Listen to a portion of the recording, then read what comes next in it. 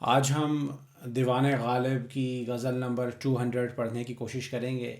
इसमें तीन ही शेर हैं जो दीवान में पब्लिश किए गए हैं। तीनों बड़े खूबसूरत शेर हैं। बड़ी खूबसूरत इमेजरी का गालिब साहब ने इनमें इस्तेमाल किया है। कोई ज़्यादा डीप फ़िलोसॉफ़िकल रंग इनमें नहीं है, लेकिन बड़े खूबसूरत शेर हैं।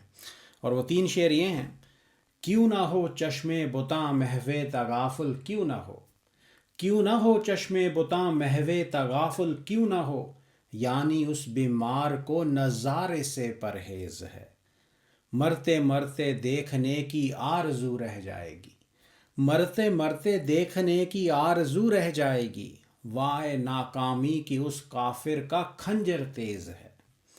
आरिज़े गुल देख रुए यार याद आया असद, आरिज़े गुल देख रुए यार याद आया असद। जोशिशे फसले बहारी इश्तियाक अंगेज है। तो ये थे तीन शेर। पहला शेर है कि क्यों ना हो चश्मे बुतां महवे तगाफुल, क्यों ना हो, यानी उस बीमार को नज़ारे से परहेज है। चश्मे बुतां, खूबसूरत मूर्ति जैसे महबूब या महबूब की आँख या महबूबों की आँखें। महबूब, खूबसूरत महबूबों को अक्सर बुतों से, मूर्तियों से कंपेयर किया जाता है। दोनों बहुत खूबसूरत होती हैं, और जिस तरह मूर्ति पत्थर की बनी होती है, उस तरह महबूब का दिल भी पत्थर का बना होता है। नज़ारा कहते हैं किसी तरह के स्पेक्टेकल को या किसी नज़ारे को देखना, किसी चीज़ का नज़ारा करना। तगाफुल, हीडलेसनेस को कहा जाता है, किसी को इग्नोर करना, तवज्जो ना देना। ऐसा बर्ताव महबूबों की आदत होती है। आशिकों की तरफ वो तगाफुल का रवैया इख्तियार करते हैं, आशिकों को हमेशा इग्नोर करते हैं, अटेंशन नहीं देते। महवे तगाफुल, तगाफुल में खोया हुआ, अब्जॉर्ब्ड इन हीडलेसनेस। और इस शेर के अंदर जो इमेजरी इस्तेमाल की गई है उसका एक रंग है चश्मे बीमार, बीमार की आँख, an eye that is half closed, या एक बीमार इंसान की आँख जो कि आधी खुली हो या आधी बंद हो, क्योंकि उसके अंदर पूरी आँख खोलने की ताकत ही नहीं होगी। या परहेज़ करना, to abstain from something, to avoid something, सेहत की वजह से कोई चीज़ आपको पसंद ना हो, आपके पास किसी चीज़ को हैंडल करने की ताकत ना हो, तो आप उससे परहेज़ करेंगे। तो शेर है कि क्यों ना हो चश्मे बुतां, क्यों ना हो चश्मे बुतां महवे तगाफुल, क्यों ना हो, यानी उस बीमार को नज़ारे से परहेज़ है। तो महबूब की फितरत है, उसका नेचर है आशिकों को इग्नोर करना।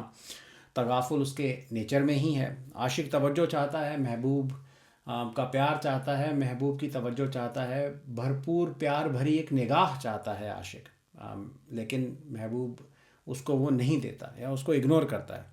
तो यहाँ महबूब के तगाफुल की शिकायत भी है, उसकी खूबसूरत आँखों की तारीफ़ भी की गई है, आशिक कर रहा है।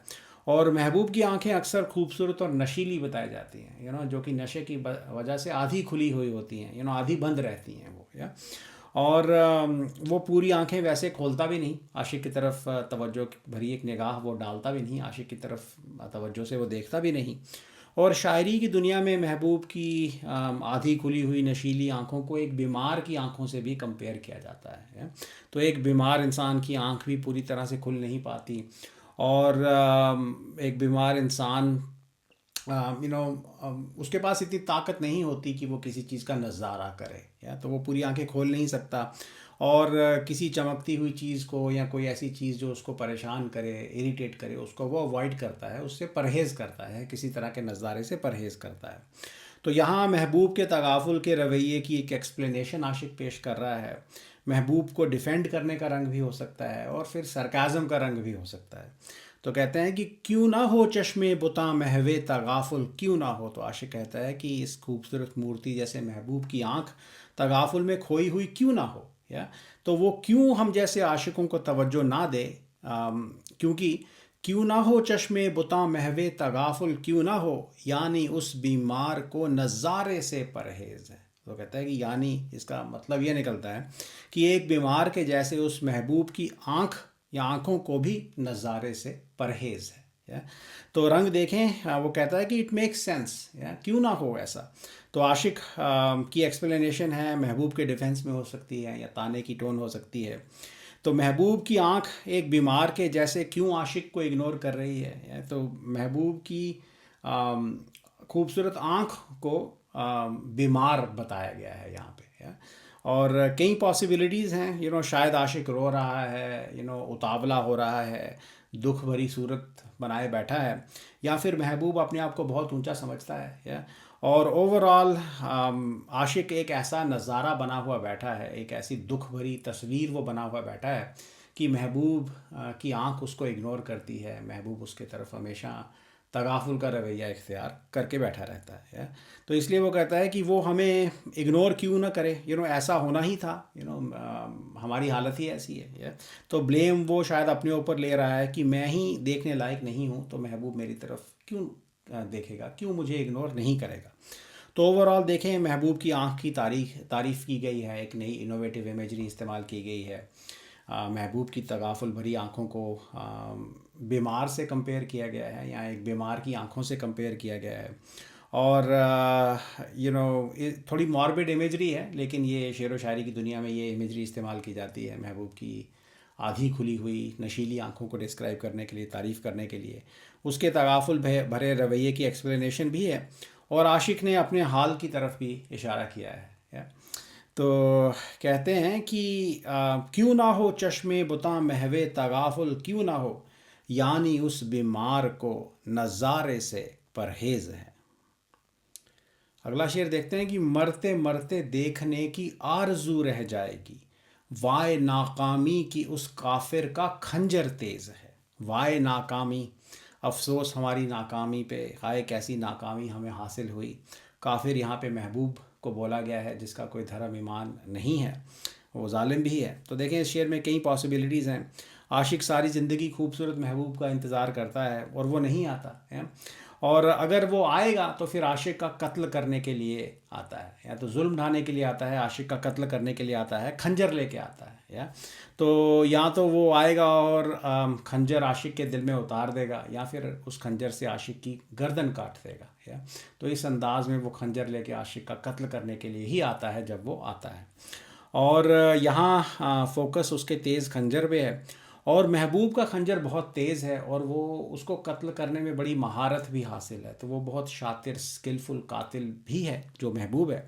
पलक झपकते ही वो आशिकों का कत्ल कर देता है और आशिक को डर है कि मरते मरते भी उसके दिल की तमन्ना पूरी नहीं होगी। महबूब का वो दीदार करना चाहता था और वो नहीं कर पाएगा क्योंकि इतनी तेज़ी से महबूब का खंजर चलेगा और एक पलक झपकते ही आशिक का कत्ल हो जाएगा, उसकी गर्दन काट दी जाएगी और उसको महबूब का दीदार करने का मौका मरते मरते भी नहीं मिलेगा, वो नाकाम हो जाएगा। तो कहते हैं कि मरते मरते देखने की आरजू रह जाएगी, महबूब के हाथों हम कत्ल हो जाएंगे और मरते मरते उसको देखने की, उसके खूबसूरत चेहरे का दीदार करने की आरजू हमारे दिल में ही रह जाएगी, हमारे साथ ही हमारी आरजू भी मर जाएगी या पूरी नहीं होगी। मरते मरते देखने की आरजू रह जाएगी, वाय नाकामी की उस काफिर का खंजर तेज़ है, कि हाय हमारी नाकामी देखो कि उस काफिर महबूब का खंजर ही इतना तेज़ है, हमें वो इतनी तेज़ी से वो कत्ल करेगा कि हम उसको देख ही नहीं पाएंगे, या एक पलक झपकेंगे और हमारा कत्ल हो चुका होगा। तो महबूब की निगाह को अक्सर खंजर से कंपेयर किया जाता है, तो ऐसा हो सकता है कि शायद महबूब भरपूर निगाह से आशिक की तरफ देखे और आशिक उसको सह ना पाए और वहीं ढेर हो जाए, उसका कत्ल हो जाए। इस अंदाज में कत्ल हो रहा है, हो सकता है एक्चुअल खंजर लेके महबूब आ रहा है, जालिम महबूब है, ये भी हो सकता है।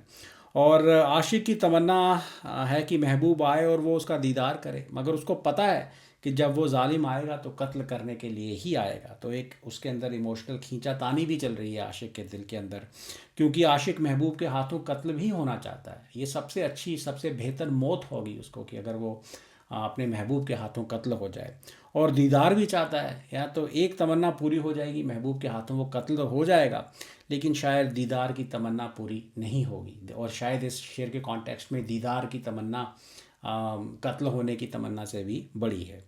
और महबूब मुस्कुराते हुए कत्ल करेगा, मगर आशिक की नाकामी, बदकिस्मती, वो उस खूबसूरत मुस्कुराते हुए चेहरे का दीदार नहीं कर पाएगा, और मरते मरते ऐसा होगा।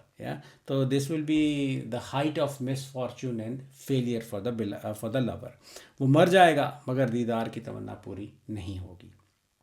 तो कहते हैं कि मरते मरते देखने की आरजू रह जाएगी, वाय नाकामी की उस काफिर का खंजर तेज है। और ये आखिरी शेर है कि आरिज़े गुल देख रूए यार याद आया असद। आरिज़े गुल देख रूए यार याद आया असद, जोशिशे फसले बहारी इश्तियाक अंगेज़ है। आरिज़े गुल, गुल का गुलाब का गाल, चीक ऑफ द रोज़ और अपीयरेंस ऑफ द रोज़ उसका चेहरा, रूए यार, यार का महबूब का चेहरा उसका रूप, फसल बहारी, बहार की फसल, बहार का मौसम जब हर तरफ हरियाली छा जाती है और चमन में खूबसूरत गुल फूल खिलते हैं। जोशिश फसल बहारी, बहार के मौसम मौसम का जोश, इंटेंसिटी उफ़ान, जिस जोश से बहार का मौसम आता है, या जो जोश पूरी दुनिया में बहार का मौसम लेके आता है। और इश्तियाक कहते हैं डीप लॉन्गिंग को, किसी के लिए बहुत अधिक तमन्ना या आरजू आपके दिल में है। इश्तियाक अंगेज़, इश्तियाक पैदा करने वाला, जो आपके दिल में बड़ी इंटेंस डिज़ायर, तमन्ना पैदा करे, तमन्ना को जगा दे। तो यहाँ बहार का मौसम और गुल का चेहरा इश्तियाक अंगेज़ है, जो आशिक के दिल में महबूब के लिए बहुत ज़्यादा तमन्ना पैदा कर देते हैं। तो शेर है कि आरिज़े गुल देख रूए यार याद आया असद, जोशिशे फसले बहारी इश्तियाक अंगेज़ है। कि जब बहार का मौसम आता है, हर तरफ हरियाली छा जाती है, खूबसूरत गुल खिलते हैं, और गुल चमन के बाग के महबूब भी बताए जाते हैं, जिनसे कि बुलबुल इश्क करती है। और बहार का मौसम आशिकों के दिलों में एक इमोशनल तूफ़ान, उथल पुथल मचाता है। तो बहार का मौसम ऐसा जोश पैदा करता है कि आशिकों के दिलों के अंदर भी एक इमोशनल कश्मकश, खींचातानी, तूफ़ान पैदा हो जाता है। और उनके दिल में महबूब का दीदार करने की तमन्ना को बाहर का मौसम जगा देता है और बढ़ा देता है, उसकी इंटेंसिटी को और बढ़ा देता है। शायद ख़िज़ां के मौसम में भी वो तमन्ना थी, लेकिन जब बहार आई तो फिर उस तमन्ना की इंटेंसिटी और बढ़ जाती है। और दुनिया के साथ साथ आशिकों के ज़ख्म भी हरे हो जाते हैं। तो विसाल मिलाप तो उनको कभी नसीब नहीं होता, और तमन्ना बहुत इंटेंसिटी से उनके दिल में जागती है, और फिर उनके दुख, उनके ज़ख्म भी और बढ़ जाते हैं, हरे हो जाते हैं। और यहाँ कहते हैं कि आरिज़े गुल देख रूए यार याद आया असद है। तो उनका महबूब भी गुलाब के जैसा खूबसूरत है। तो कहते हैं कि गुलाब का गाल या उसका चेहरा देख के हमें महबूब का रूप, उसका चेहरा याद आ गया है, असद। और असद गालिब साहब का तखल्लुस है, और क्योंकि हमारा महबूब भी गुलाब के जैसा खूबसूरत है, वो हमें याद आ गया। आरिज़े गुल देख रूए यार याद आया असद, जोशिशे फसले बहारी इश्तियाक अंगेज़ है। कि बहार के मौसम का जोश हमारे दिल में इश्तियाक पैदा करता है, महबूब के लिए बहुत ज़्यादा तमन्ना हमारे दिल में वो जगाता है या पैदा करता है। और अब वो इसी तमन्ना में तड़पेगा और इंतज़ार करेगा कि शायद महबूब सच चमन में सैर के लिए आ जाए, महबूब का दीदार उसको नसीब हो, और जुदाई का दुख सहना अब बहार के मौसम में आशिक का कारोबार बन जाएगा। और ओवरऑल देखें, बहार के मौसम को बड़ी खूबसूरती से डिस्क्राइब किया है। महबूब के खूबसूरत चेहरे की भी तारीफ़ की गई है, उसको गुलाब से कंपेयर किया गया है। अपने दिल के अंदर, जो आशिक के दिल के अंदर जो तमन्ना जागी है ना, इंटेंस डिज़ायर जो जागी है, उसको भी बयान किया गया है। और एक मंज़र, बड़ा खूबसूरत बहार का मंज़र गालिब साहब ने इस शेर के अंदर पेश किया है। तो क्या क्या आशिक पे गुज़रता है बहार के मौसम में, उसको यहाँ बयान किया गया है। आरिज़े गुल देख रूए यार याद आया असद, जोशिशे फसले बहारी इश्तियाक अंगेज़ है। तो ये थे 3 शेर। I hope they made sense. Thank you.